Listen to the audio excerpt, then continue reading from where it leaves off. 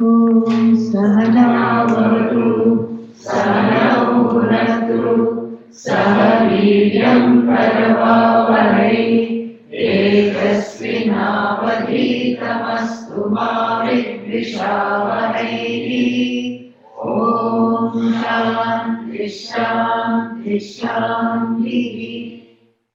So Bhagavan, so you unpack the term Vyatha, and what do you find? If you go underneath the Vyatha, underneath the sorrow and the anger, there is just objectively, if you are looking at it, you remove the subjectivity of the anger and the pain. What do you see? Karma phala, good old karma phala.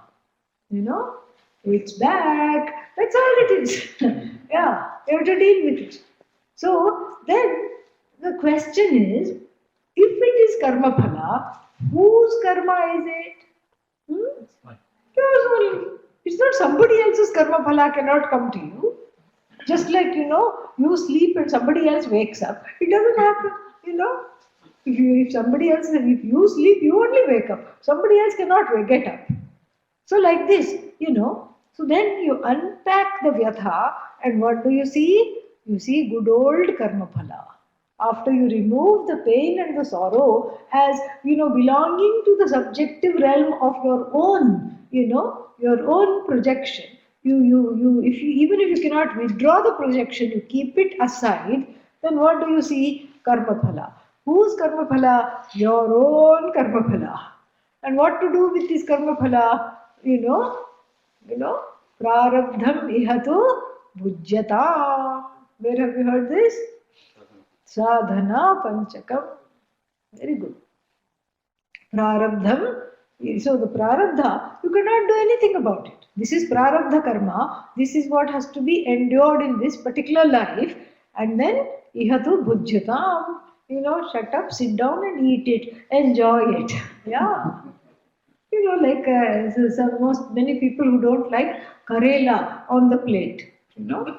Karela has come on the plate. Yeah. This is what happened to Pujya Swamiji. Yeah.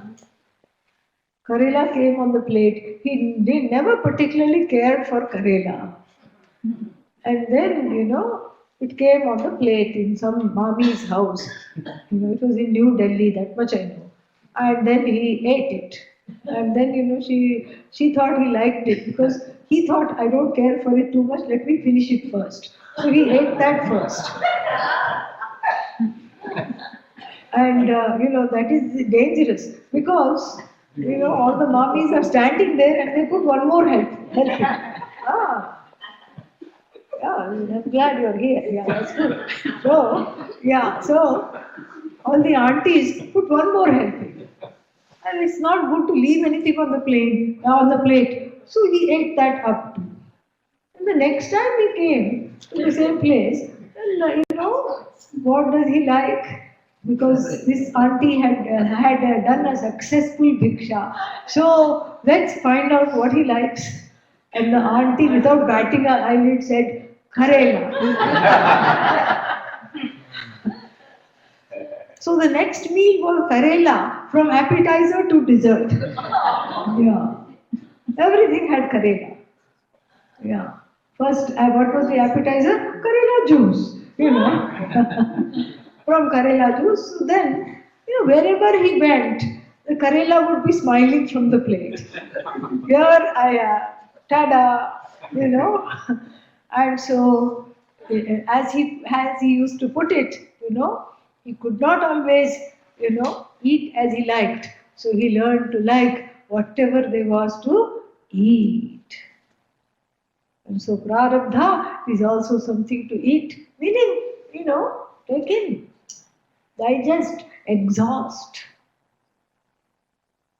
In fact, the word Atman has come, one of the derivation is Karma phalani atti iti atma.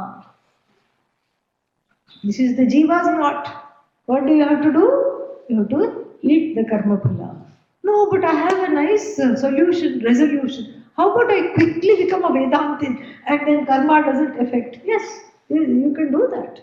But along the way, you have to still eat the karma phala. You cannot say to the karma phala, I'm going to become a Vedantin soon. In fact, I'm steps away from moksha, so I don't have to eat you up. No. Prarabdha has to be exhausted. And if it is not exhausted, you will be exhausted. That's what it is. So then, what is there to do except to eat what is given? And then, so there is no other thing I can do to help myself. Of course, there are things you can do to help yourself. You like Pujya Swamiji, you can eat up the prarabdha very, very cheerfully. Then what happens to the vyatha? Gone. Cheerfully. See, this knowledge itself makes one cheerfully face difficulties. Otherwise, every difficulty makes you want to go under the cover, and not come out. Like the bear. And what does it do? 6 months you don't see it. Hibernation. Yeah. So here you can't bear it. So you go under the covers. No, Vedanta helps you to face things. This is what is, our good old prasada buddhi that you have to bring in to convert the vyatha into mere karma phala. Karma phala is that which is given by Bhagavan, and that which is given by Bhagavan can be either papa or punya. Papa we don't notice and we don't ascribe, punya we don't notice. Punya is not ascribed to Bhagavan at all. Punya is because of who? Me. I made. I did. I am the greatest. East or west, I am the best. This is the feeling. Papa is because of this one, because of that one, because of this. And many times even the papa we are not able to accept. Some mistake must have been there. I have been framed. The feeling is this. I am so dharmic. I never did anything. And why I am having such a hard life? How long were you dharmic? Last 5 minutes. I have been very dharmic. Doesn't work that way. Even if this whole life you have been dharmic, you don't know what you did in the last life. So you have to, that is the karma sword, dangles, keeps on dangling, it is there. And so the best thing to do, so here is a very step-by-step logic. First you get outraged and you see others as the cause of your sorrow, and then you get angry because of that, and then you say, let us look at what this source of this anger is, and the source of the anger is deep, unresolved pain. And what is the source of the pain? I did not get my way. That is the source of the pain. And why didn't you get your way? Because there are other forces, variables, hidden and evident variables over which I have no control. How come you don't have any control? Look at the logic here, how nice it is. How come you don't have any control over the variables? Because it is karma. Somewhere you have to say it is karma. And because of this karma, what is happening? Because of this karma, I feel thwarted. I'm not able to get, my goals are far away from me. Somebody else is cheating me and getting to the goals. Whose karma is it? Your own karma. And so even if you're able to go this far, then there is objectivity. And then how can you help yourself here to change the vyatha into a cheerful disposition? Despite the difficulty, there is free will involved. How can the pain be converted into a cheerful disposition? You Ishwaraize the prarabdha. And you say, this has come from Bhagavan. And whatever has come from Bhagavan is called prasada. No translation possible. Prasada. And that which has come from Bhagavan is sacred. It is a prasada. And this prasada, is a little difficult. But since it has come from Bhagavan, more prasada in my life means more Bhagavan in my life. Yeah. So more difficulties in my life means there is more Bhagavan in my life. It is very nice to see it this way. You Ishwaraize your own difficulties, and then those difficulties are no longer your own. You have made it into a social objective fact. You see how tight the logic is, how carefully from one thing to another thing it goes in verse number 2. Very, very beautiful. And the same thing we notice also in verse number 3. You see a fantastic logic. And what is that logic? Who is the person talking? The person talking is a veritable treasury of all flaws. Kama Briti. Briti means of that nature. So Kama, then what else belongs to that nature? Krodha, Lobha, Moha, Mada, Matsarya. So anger, desire, unfettered desire, binding desire, and then that turns into anger as we saw. And then because of that anger, what else happens? Lobha, because that anger is centered on I want, greed, avarice, and the greed is due to delusion, not knowing the truth of myself, insecurity, etc. And then moha, and then arrogance, ego, ahankara, mada, and then jealousy. It's not enough that I don't have, it's even more painful that you have. That is even more painful. So all this is, I am a treasury of all this.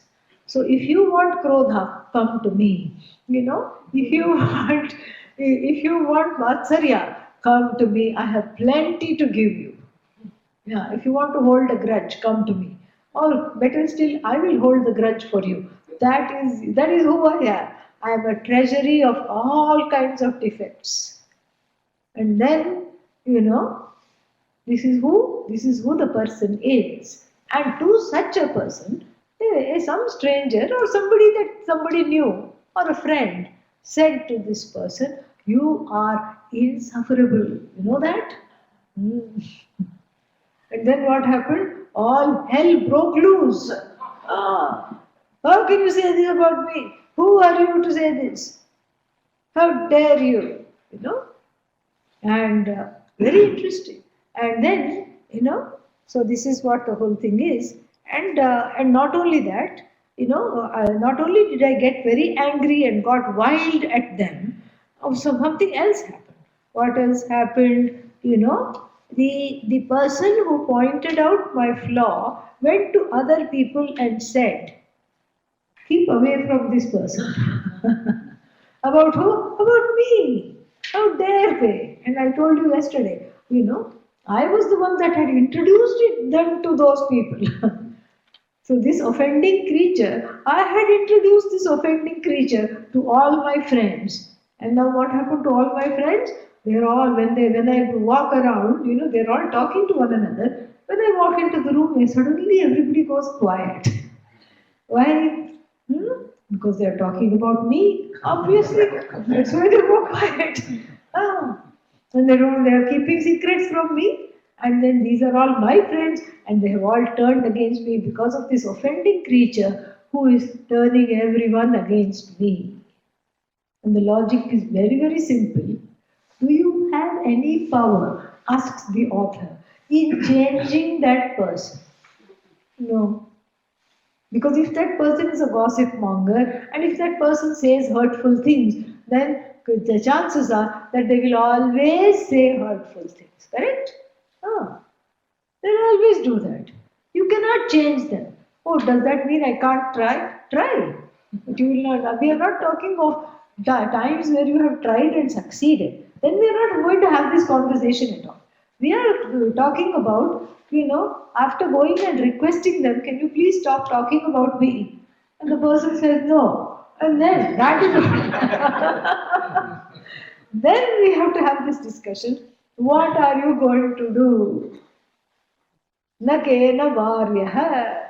So the fact that he or she is telling to avoid you is an unavoidable fact. This is what we have to see. This is what we have to see. That, that person is telling you to telling about you. Keep away from this person, avoid this person. That is an unavoidable fact. And what do we do with unavoidable facts? Ishvarize them. And see that it is, we can do two things. One is you can, operate on the basis of a universal psychology. This is two ways of Ishvarizing. One, you can just straight away say, this is Ishvara. And then another one is a little more involved. You can look at it from the standpoint of a universal psychology. What is that? You can say, you know what? I too get angry, correct? I too find fault with others. And why do that? Because I have a background. I have a background. I come from a certain family, and in this, perhaps in this family, everybody had to be talking about everybody else. This is the way of expressing love. Many times it's like that. In the family, you get together, and immediately, not even 5 minutes, hardly the chai is served, and then,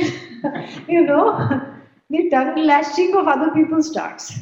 Oh, do you know what that person did, what this person did? And even if you're uncomfortable, you have to sit there and listen, because otherwise you'll be seen as impolite, or you'll be seen as not participating, or you'll be seen as not loving anyone, because this is mistaken for love. So you have this background. And why the other person is gossiping, you don't know. But just like you have a background, the other person also has a background that is creating certain pressure and allowing them to act out in certain ways. So there is a little space, doesn't mean that doesn't mean that you don't need to, deal with it yourself. But allowing the person to have a certain background and seeing that, already spares one from you don't own his words or her words. Her words and his words against you become a manifestation of their own vyatha. Back to verse number 2. Their own pain. Just like your own expression of faults of others is an expression, your own expression is an expression of your own pain. Your own fault finding is an expression of your pain. Similarly, the other people finding fault is what? An expression of their own pain. And you see the pain and say, Namaha. Hope you deal with it. That's all. You pray for that. You don't own it. Suddenly, you have a Teflon. You have a Teflon coating. Nothing sticks. Like the water lily. Water lily has got small, minuscule hairs. And you throw mud at it, slips away. You throw water at it, slips away. It does not take anything. And so even though it grows in the sludge, it is seen as a, reminder of Atma, because it does not take on any of the afflictions of where it has grown. So too, similarly, one is free of samsara right now, if we follow this, So, because, as I was saying, the first vyutpatti of the word Atman is karma phalani atti iti Atma. Another vyutpatti is there, the one that eats karma phala and the one that is subject to karma phala. Second one is apnoti sarvam iti Atma.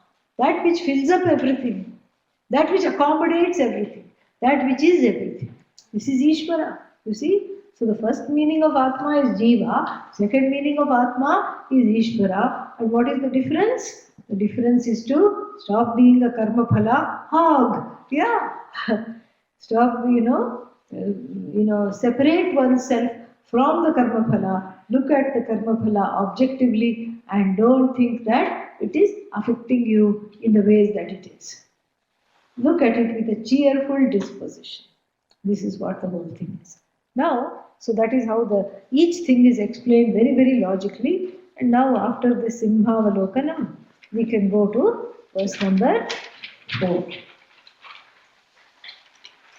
Yassanshritasvahitadhir yasanaturastate Yassanshritasvahitadhir yasanaturastate दोषस्य तं प्रतिवचोस्तु तदन्यदोषम् दोषस्य तं प्रतिवचोस्तु तदन्यदोषम् यद्वच्मि तन्मम न किं क्षतये स्वदोष यद्वच्मि तन्मम न किं क्षतये स्वदोष चिन्तैव मे तदपनोद फलोचितातः चिन्तैव मे कदपनोद भरोचित्राद. So does that mean that I'm going to just, have this impossible life of not pointing anything out, this aggravating life of not ever pointing anything out to anybody? How to live like this? So, so I should just be like this all the time? Are there some exceptions? And the author, Sridhar Shastrigal, says, yes. There are three situations where you can happily find fault and point out the defects of another. Three conditions he gives, very practical and very interesting conditions. What is the first conditions? Yaha samshritaha. Someone who has surrendered to you. Like if you are a teacher, a student, someone who has surrendered to you, samshritaha, or you can say even someone who has, ashritaha, dependent upon you, like a child, taking refuge in you, like a child. So a student, a child, someone like that, who depends upon you for guidance. Then you have the, not only can you say what all needs to be said, you have the responsibility to tell them, this is not the correct path. You have to go the right way. And of course there are rules how to say that. Also there are certain rules. So then that is the first condition. Yaha samshritaha. Then the second condition is the one who is yaha swahitadhihi. Swahitadhi means the one who is interested in their own growth and well-being. Someone who is committed to their own growth. Okay? So, the first one is what? Somebody who depends upon you for guidance. Whether it's a child or like you're a mentor to somebody or you're a teacher, like that. You're a guide, so like this. And the second one is what? You are, somebody who is an introspective person and who does a lot of research on themselves. And then they are swahitadhi, meaning they are very much concerned about their own well-being and spiritual or emotional growth. Then you can tell them, if they ask, that is not pointed out, but we have to say this. Swahitadhi, if they ask you, you are allowed to tell them. Then, or the condition number 3, vyasanaturaha. Vyasana is, Vyasana is here, and some kind of and not just anguish, some kind of a difficulty. Vyasana is difficulty. What is that? Trastaha, difficult, the one who is in the middle of some terrible difficulty, who is overwhelmed by difficulty. Vyasanaturaha. So, such a person, you see them, let's say, they're overwhelmed by the same difficulty, and they're doing the same things, and then, going further into the difficulty because the method of coming out of the difficulty is wrong, and then out of compassion, even though you may not know them, you say, what, you might want to do this. I can see that you're suffering, and I know that this is what is happening, and then so, this is the problem here. You're not seeing the problem. It's like one classic example is the, Dashamaha, 10th man. So what happened to the 10th man? Didn't count himself. Yeah, one who did not count himself. 10 of them went on a picnic, blessed by the Guru, and only 9 returned. So the monitor thought, oh my God, only 9 have come back. I have lost somebody, and now the Guru is really going to be upset. And so what to do? Where did the 10th one go? And there happened to be a holy person, because this was Indian setting. There was always somebody, some sadhu there. The sadhu was there, and the sadhu was minding his own business. But the sadhu saw that this 10th man, who was not counting himself, was slowly frustrated enough to go to the tree and bang his head on the tree due to frustration of having lost the 10th man. And so the sadhu lines them up, counts them, and says, you, the famous word, you are the Dashamaha that you are seeking, missing, correct? Yeah. So this is, out of compassion, you can't bear to see the person, destroying themselves. This is why the sadhus also teach. So the teaching is also due to compassion. And, so like this, these are the three conditions in which you can tell that, you can tell the other person their, whatever the doshas are, you can point out. And then, when we look at these three conditions, they look like ideal type conditions to me. Because even the student who goes to the teacher and says, Sharanam aham prapadye, I seek refuge in you. And if the teacher says, I don't know, I think you need to think about this, whether you're really interested in this knowledge or not. What do you mean? Of course, So immediately the student gets defensive, if not offensive. So who is interested in this? Who is interested in hearing about their dosha? No one. Even though these three conditions are given, even the ardent student, is not interested in having their flaws pointed out. And in fact, the teacher, even though they come to the teacher and say, you know what, please tell me all the things that are wrong with me. Again, I can only think of Pujya Swamiji because I was present when people would come to him and say, please tell me all the things in which ways I could improve. And, Pujya Swamiji would never take the bait, even though it was offered. Yeah, and that was the wisest thing to do. And he would say, Sab theek hai, you are okay, because that is the truth. You are okay. That is the truth. He would always go to the shastric truth of the self and not deal with mithya. You are okay. You are all right. And the person would go happily. Oh, Pujya Swamiji said, I'm all right. Very, very good way to deal with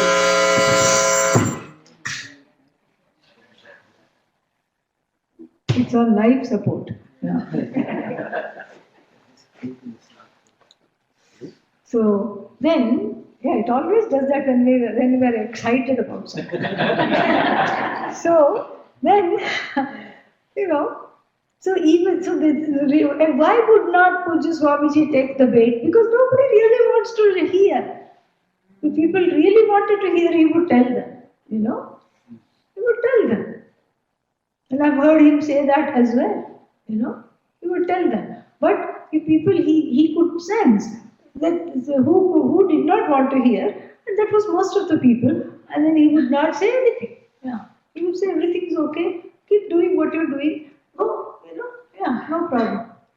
And so that shows that even if one is an ardent student who says, Sharanamaham Prapadye, I have taken refuge in you, now tell me all the things that's wrong in me, the Vedanta teacher must not take the bait. Okay? So this is a future for all of you to follow this. Yeah. So what about the second condition? The second person, what is the second condition? Swahitadhi, no, that's the third one. What is the second one? The one who is an introspective person who is interested in, finding out how to grow and how to improve themselves. So even if they say, please tell me how to improve myself, and if that happens to be the significant other, take mauna, okay? Yeah, be silent. Don't go there. Really, because it's not realistic. Even if they tell you, and then you cannot tell them, you cannot then tell them, why you only told me this. That will make them even more angry. Yeah. Here also, you have to take mauna. Be like Dakshinamurti, make a sign. Yeah. Make a sign. And this is wonderful. Yeah, very nice. So make some any kind of sign. Chin mudra is as good as it gets. Yeah, this is the final sign. Make the sign. That's all. And smile a lot. Am I doing okay? Yeah. Yeah. It's good for them. It's really good for you. That's right. Smile a lot. And so, like this, the second category of people who even solicit what their problems are, that is not a sincere solicitation. It really is not. This is my own commentary on verse number 4. Okay? Yeah, it is. It is not a sincere solicitation. It cannot be a sincere solicitation. Because the human tendency we have to see. The human tendency is even the person who is introspective and wanting to improve, if they are told, they'll just get angry at themselves or miserable or angry at you. First they'll say, I know already this. Why do you have to tell me this? I know this already. Or if they didn't know it, they will feel so upset. They will say, how come I didn't know this? They will think, how come I didn't know this? How come I had to find out this thing? Oh, I'm not as introspective as I thought. I'm in the doldrums. And then you have to sit and watch their vyatha. Then you have to take them out for ice cream and a movie. Yeah, you have to cheer them up. So therefore, if this is also a very ideal time. What about the person who is overwhelmed by difficulty? There also, whatever you say, they will say, no, I am going to do it my own way. But you are suffering. So what? It's my life. What is it to you? This is their logic. This is my way. But you are having a very difficult time. I can see this. You are really suffering. It's okay. It's part of life. So this is what the whole thing is. So therefore, this is kind of ideal type situations. And if you are in any one of the situations, it's actually better to just be silent and pray for them in all three situations. Or if you want to say something, do so at your own risk. Have an escape route ready and then just push out of there. Okay? Take a long holiday and then don't see them for a few days at least. So even though it's, even though these situations are written down, these are again logical, ideal, typical situations, and if you take them literally, they may backfire. So verse number 4 comes with its own caveat. Okay? So yaha samshritaha swahitadhihi yasanaturaha taddoshasya tam prativachaha astu. Astu means ideally, typically, yes, may there be, let there be what? Tam doshasya prativachaha astu. So with regard to those doshas that belong to that person, this person, me, can enumerate them. Prativachaha means you talk back to them about their faults. You talk about them. You have a discussion about their faults to them. Prativachaha astu. But then, also one more caveat the author gives, in addition to the caveats that I have given here, one more caveat that he gives is as follows. What is that? Tad anya dosham yad vachmi. So if supposing, I offer unsolicited advice about other person's dosha, tad anya dosham yad vachmi, tad vachmi, that which I talk, or another meaning of this anya dosham yad vachmi is if the anya can be not qualifying the dosha, but the anya is another person to whom this dosha is told. So supposing somebody confides in me and then tells me all the problems they are having and all their own problems, and because of which they are having a hard time in life, and I take that information and go tell someone else. That is what it is, anya. So to another one, if I say this, then what happens? Tan mama, nakim kshataye.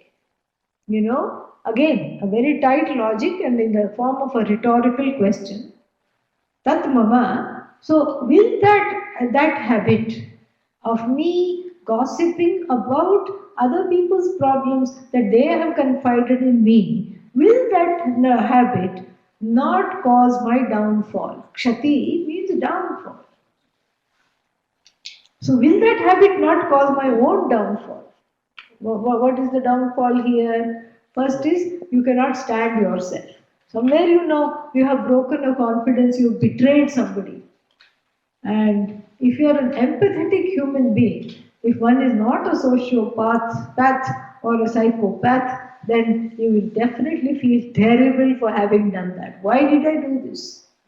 Just like the Upanishad asks, Kimaham sadhu na karavam, Kimaham papam akaravam iti. Why didn't I do the right thing? Why did I do the wrong thing? Like this, this is a lament of the jiva. You won't be able to stand yourself because there is a split between the ideal you and the you that is behaving so badly. In your own behavior, there is an internal split. You don't like it. And then so that is one reason. And the second reason is, what is that? The second reason is even if you don't feel guilty, the other person is going to feel very upset and devastated by your behavior. And they will tell everyone to keep away from you. That is the cause of your downfall. Nobody will want to be around you. You will not inspire anybody's confidence. In fact, when they look at you with distrust. And that is what is and then the last way it contributes to your downfall, to one's downfall, is because you're accruing bad karma phala. Breaking the confidence is papa karma. Especially if they say, I'm telling you this in confidence, please don't, and you have agreed. But then you're going back against your own word, and so therefore you accrue what is called papa karma. And so the kshati, literally means, adho yonis. So, being born as animal, etc., fox, because you are foxy in this life. So, fox, hyena, etc., those birds are waiting. And then, so that, yeah, they're waiting for such a situation only.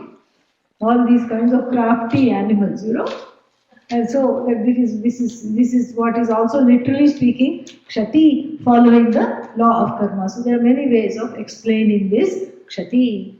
Tan mama kim na mama kshataye. And therefore what to do? So it says, best thing to do with one's fault and and other people's one's faults. What to do with one's faults? Swadosha chinta.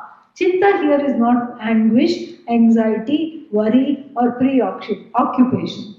The word chinta is a wonderful word. Chinta means contemplation.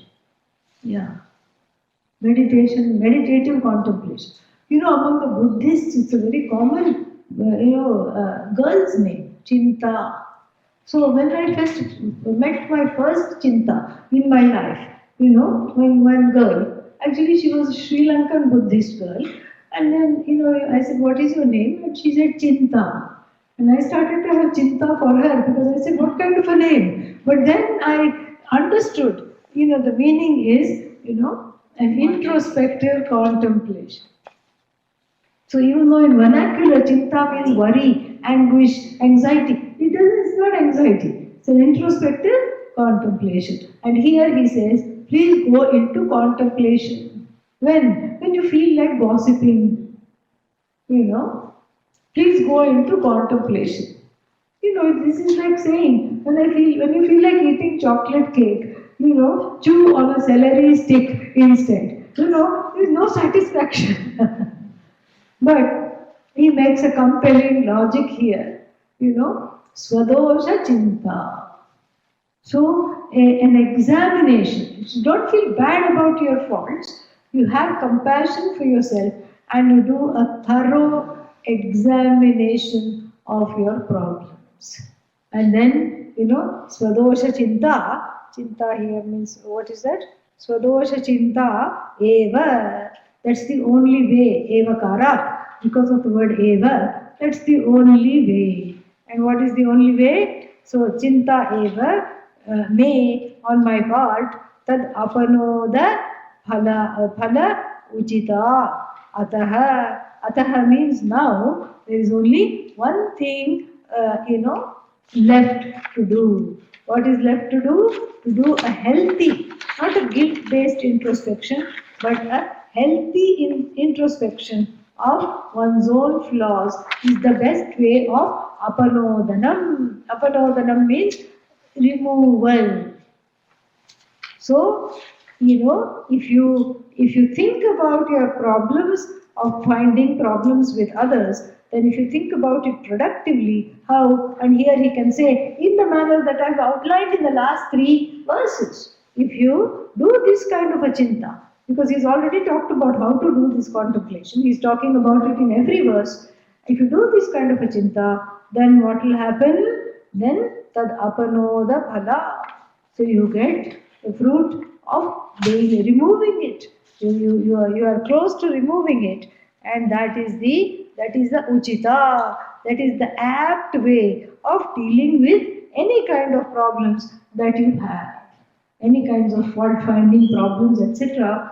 Better to put it in the scrutiny, a gentle scrutiny of contemplative, introspection. And that is the uchita, that is the best way to eradicate those issues, those problems. We'll stop here, we'll take up the 5th verse tomorrow. Om Purnamadah Purnamidam Purnat Purnamudachyate Purnasya Purnamadaya Purnamevavashishyate.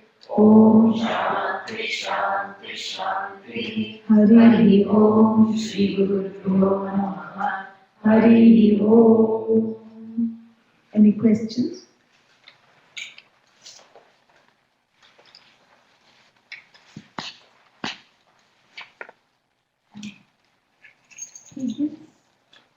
He gives 3 conditions. Yeah. But I mean, if you're going to do finally some self-contemplation, there's no need to have these 3 conditions. No, but there should be an exception to the rule. You see, she's talking as a rule, don't deride others. But then you see a mother chiding a child. Well, how is this acceptable? The mother is correcting the child because the child is samshrita, the child has taken refuge in the mother. It is looking up to the mother for guidance. Whether it's looking up or not, that's what it means. And you see the teacher telling something to the student. So all this is there in the world. So it's an ideal situation. As I said, it's not, what is that? It's not to be, like this. Nobody's going to be intellectually honest enough to admit to those flaws and have somebody look at them and comment on them, realistically speaking. So that's why we have to take it as an ideal situation. May exist, but very difficult to find in the world. Yeah. But he has to give an exception to all that he's saying. It's very tight logic. So in the logic also, the logic includes the exception. Every rule has an exception. And the rule, don't find fault with others, also has an exception. And these are the 3 exceptions, where actually finding fault is acceptable. Does that answer? Yeah. If someone, the verse 4, if someone asks for a sincere suggestion, Yes. it's better to keep quiet because they are also going through their prarabdha. Yeah, you encourage them to come up with their own suggestion. But at a level of someone knows, oh, this is not the right thing to do. Yeah. They may go through a downfall if they do it. So still then, if you keep quiet, will there be a problem? No, if they have asked you for it, you can say it. But what I'm saying is they may still do it. And you may have to watch it. But can you say that? Yes, this is not that's right? why these conditions are given. Yes, you have the right to say it. You see them going down the wrong road and suffering, and you say it. That's why the 3rd condition is very poignant. You see them suffering, when something is so easy, they don't follow it, and you see them suffering, and then you say, hey, this is what is wrong with what you're doing, and maybe you cannot see this, but this is what is wrong. But be prepared that they may not listen to you. That's what the point is. Okay. But then why is the 4th one we say to keep quiet, or even if the thing just accept it, it's their part of life. So Is it not contradiction? No, there is no contradiction. See, what I'm saying is these are ideal situations, correct? So, here the first three verses have outlined that it is never okay to find fault. So now he's giving three exceptions where you can probably you chide them or correct the people. First one is someone who is come under your, mentorship. And, you are mentoring someone, you are a teacher, or it's your own child, So these are certain things where the child is small and still needs guidance, okay? And they ask for it. And then, they may not ask for it, but they expect it because that's what children are small. They need it when they are small. And then the second condition is someone who is already introspective and comes to you and says, I trust your opinion. Please tell me what all the things that I need to correct within myself. Okay? And then the third situation is, ideally speaking, somebody who is undergoing a lot of distress because they're using some bad methods. There's some flaws in the methods. There is a sadhana sadhya asambandha. The goal and the means don't match, and you can see that right away. So in these three situations, if somebody has asked you for advice, you are able and you should give the advice. You can give the advice. But what I'm saying is, this is modern times. So if you give the advice, be prepared that it may backfire. That's why I said give the advice. Like in Deepavali, the fireworks, the big pataka bomb. You light it and run away. And so that's what you have to do in these cases.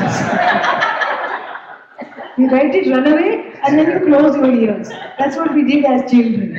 Light it, run far away, and then close your ears and kind of dreadfully anticipate the noise. That's what you have to do. So realistically speaking, these are ideal type situations where you are allowed to make an intervention. But if you do, because people are complex, if you do, it may or may not be welcome. That's what we have to understand. That's why I added that tadka there, because that was my commentary. He doesn't say that. I just said that. Yeah.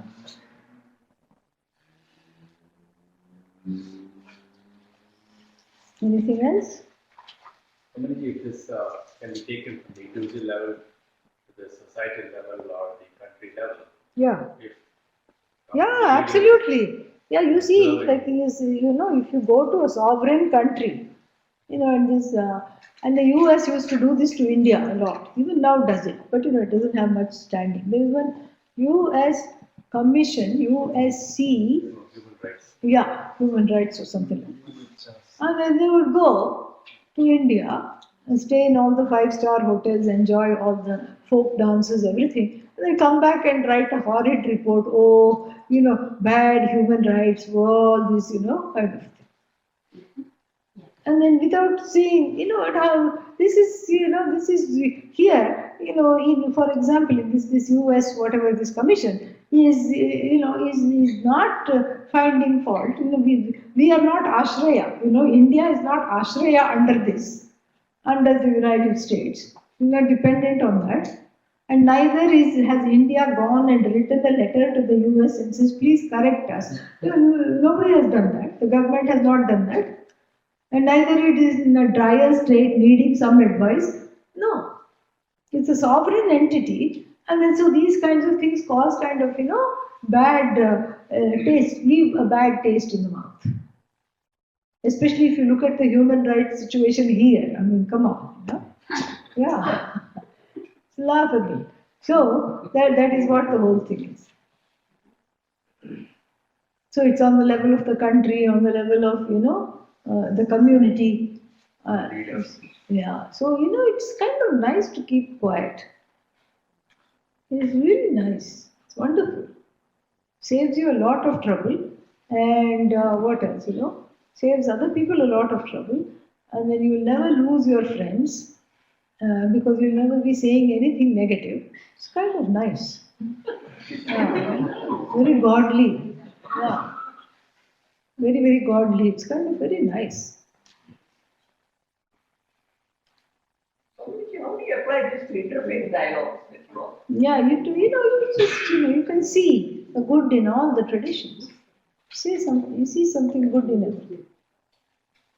or like what are they? All prayers are equally valid. That's something you can say. Whether a Muslim prays or a Christian prays or a Parsi prays or a Sikh prays or a Hindu prays, they're all relating to that one who is nameless, formless, and yet is known through all names and forms. That we say, but doesn't matter. But at least you can say that all forms of prayer are valid. So that's you can't say what. Sometimes you can say that. Sometimes you can't say what. That all forms of prayer are valid. Why? There are instances that people have gotten in trouble for. No, you don't say that. I'm saying recognize that. No. Yeah, I mean, it's not about saying that. Say it aloud. Yeah, it's not about saying that. It's just, and we're not saying all religions lead to the same goal. We're not saying No, that. we're not saying. But we are saying that, see, usually, even if the person is belonging to some, very, closed religion, then, they will still say, they sometimes they still say, please pray for me. They will still say, they will come and say to me, please pray for me. So there is something about prayer that is universal. There is prayer. And then there may be some little bit of, some values, dharma, some basic values. Not everyone can agree on everything, but some basic values are there, and you can see that. I'm not saying you should say it. I'm saying see it. See it. Yeah. So that's how you can sort of bridge that. So, with the viewpoint of what is our dharma when you see the level of deceit and with regards to conversion and with regards to That's a very difficult thing, but it's again very simple because here, it comes under the third category. You see people suffering, you see nations being altered because of that. It's that, atura, Vyasanatura, it comes under that. So yes, you can make an intervention. But then be prepared for the consequences. That's what it is. So you can make an intervention. It's allowed to make an intervention, and you have to again follow the dharma of those interventions, whatever they are, and then you do what you can do, and then at the same time you be prepared because anytime you do, it's not easy to do anything in this universe without a backlash. There will be a backlash. Yeah. And you have to be prepared for the backlash. That's what it is. In fact, the more successful you are, the more will be criticism. That's what it is. More the backlash. And that's why we learn to do things in a way that is much more, what's the word for it? Less confrontational and more compassionate. That's what we have to do. You can be against an action without being against the person. That's a very subtle but important distinction. And that we have to cultivate that. Yeah. You're against the behavior and the action, but you need not vilify the person.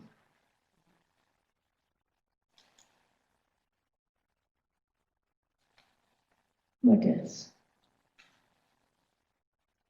So, Swamiji, again, hypothetically, so in case of Dhritarashtra, Yeah. I mean, so he just acts. He was a cop-out. Yeah. Very clear, very clear. He was a cop-out. He couldn't even raise his own sons to follow dharma. What about being an adjudicator anywhere? I mean, that is, so far away. And, and that's why he's an archetype. Cannot see. You see what I'm saying? He's blind. Right. Blindness here is moha. Yeah. The love for his own children made it, incapacitated him into seeing anything else. So he was blind.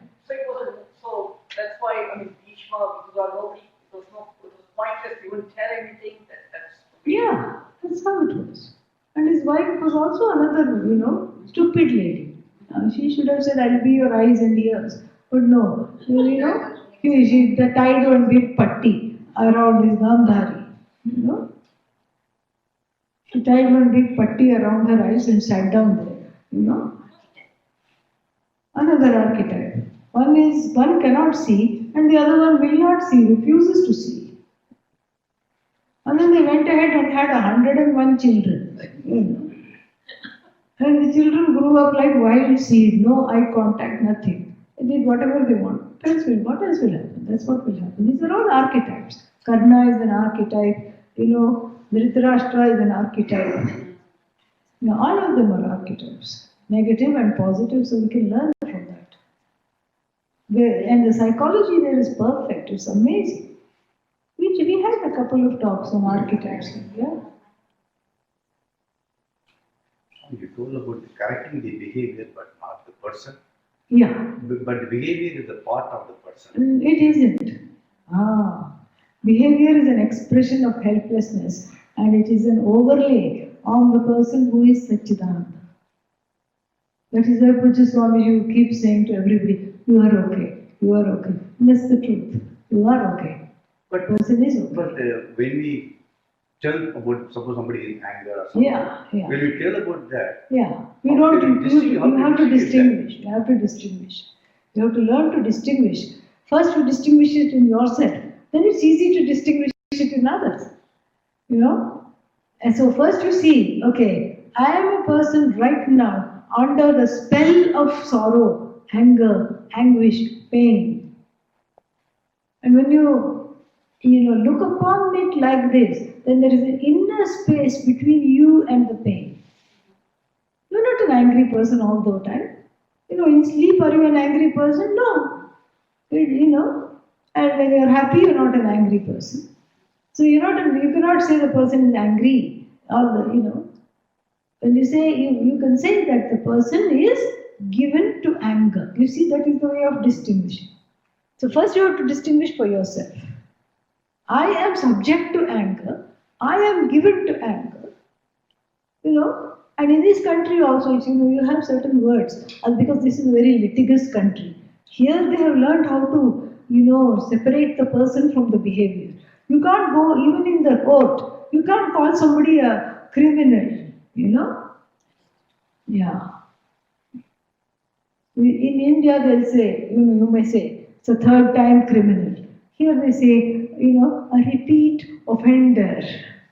Meaning, the behavior is that of offender. Criminal is a branding of the person. A repeat offender is a statement of action.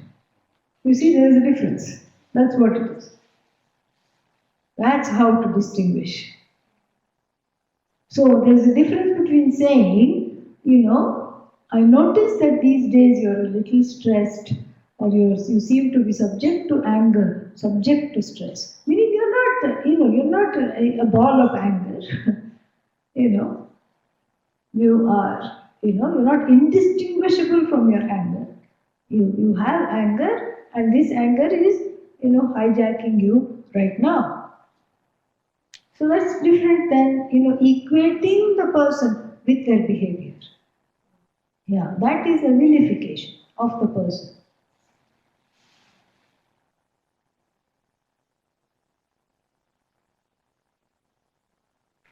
How do you handle in a team situation where certain members are not conforming? So how do you handle that in a way? Same way, you talk to them. Yeah, you talk to them. They may or may not listen. That's what. Expect that they will not listen. Yeah. You can never, you always remember all this after you. That's right. Yeah. How do you catch yourself in the moment? First we have to recognize that it's a big blessing that even I can recognize it after the fact. Yeah. After the fact, I say, Ayyo, that was the wrong tactic. I shouldn't have said that. I shouldn't have used that tactic. This is a great blessing. Even afterwards, I know. Then with practice, as you're doing it, but you still do it anyway. Then after a while, before you do it. Like that. You can catch yourself. It's also very difficult in terms of contemplating about one's flaws. I mean, the tendency tendency of the mind is to concentrate on others' flaws Correct. more than our own. Right. And sometimes we are contemplating, but still we are oblivious to the flaws that we may have. The others may be seeing it, but Yeah. So then you have the option of telling others, please tell me my flaws.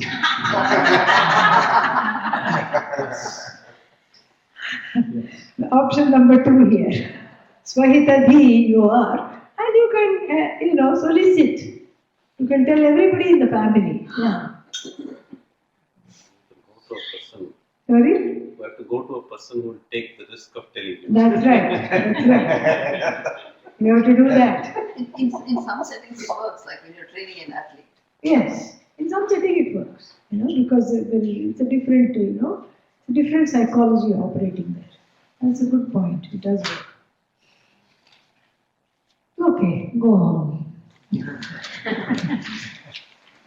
I think just to remind you, tomorrow and through Thursday, we have classes here from 7:15 to 9. Oh, there was a question here also. So Sorry, go you have ahead. to come, and in the mornings, we have 7 to 8 a.m. on Sri Rudram at our house. Then if anybody would have any doubts here, we would like to offer Gurudakshina. So the mentor, there's a question online. There's a the mentor, etc., in which the person is confiding, should ask that person to do. The mentor should ask the person to do Swadosha Chintanam? No, the mentor also should do Swadosha Chintanam. What if he is not able to do the same? Yeah, doesn't matter. That person has come to you, but you also take this opportunity to do your own Swadosha Chintanam. That's the advice. Yeah. It's not for the mentee, the person who is in the position of the teacher also should practice this. That is the idea.